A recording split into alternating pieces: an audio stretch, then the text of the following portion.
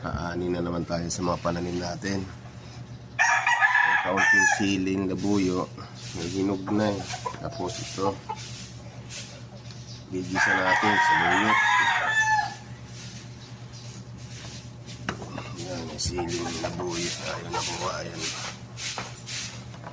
May sari-sari lang ito, idol. Kulitis. Gigisa natin. Tapos may isang bulaklak tayo ng kalabasa na kuha. Ang madami mga dito. Yung kuha natin. Unti lang para makagulay. Ito, daming ito, ampalaya. Ampalaya ligaw ito mga idol. Tanim ito sa taas. Mga maliliit.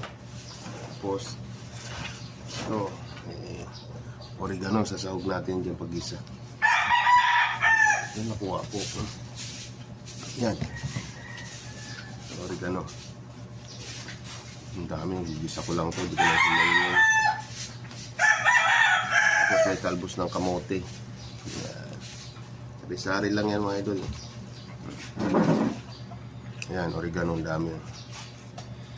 Hindi ko naman dinadamihan masyado yung oregano. Gigisa natin. Kumain natin.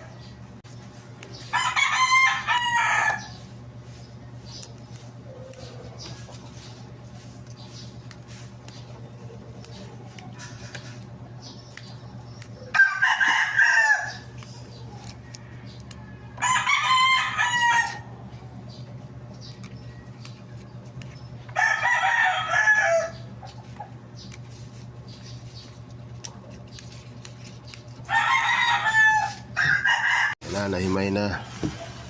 Idol, nahimay na natin. Isa natin to. Idol, bilis na natin. So, ito na yung gulay natin. Ayan. So, ito yung gulay. Sari-sari yung gulay. Sariyo. Ayan mga idol.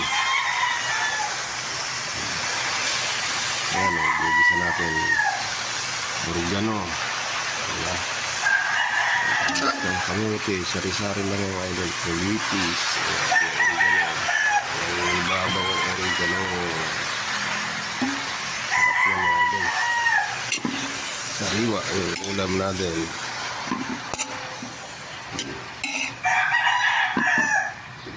Nag-isang bulaklak.